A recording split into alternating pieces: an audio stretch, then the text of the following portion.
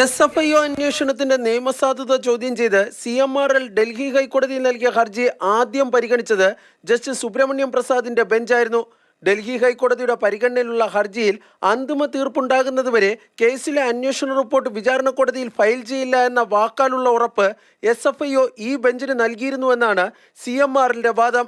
എന്നാൽ ഇത്തരമൊരു ഉറപ്പ് നൽകിയ കാര്യം തങ്ങൾക്ക് അറിയില്ലെന്ന് SFIOയ്ക്ക് വേണ്ടി ഇന്ന് ഡൽഹി ഹൈക്കോടതിയിലെ ജസ്റ്റിസ് ഗിരീഷ് കട്പാലിയുടെ ബെഞ്ചിന് മുമ്പാകെ ഹാജരായ അഡീഷണൽ സോളിസിറ്റർ ജനറൽ SV രാജുവും അഭിഭാഷകരും അറിയിച്ചു.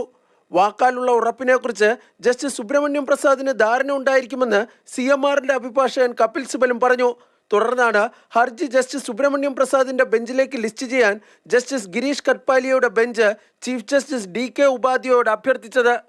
ഏപ്രിൽ 21-നാണ് CMRLന്റെ ഹർജി ഇനി ഡൽഹി ഹൈക്കോടതി പരിഗണിക്കുന്നത്.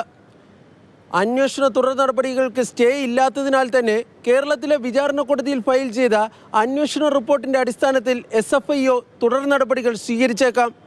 SFIO കേരളത്തിലെ വിചാരണ കോടതിയിൽ ഫയൽ ചെയ്ത അന്വേഷണ റിപ്പോർട്ട് ചോദ്യം ചെയ്യുമെന്നും കപിൽ സിബൽ ഇന്ന് ഡൽഹി ഹൈക്കോടതിയിൽ വ്യക്തമാക്കി.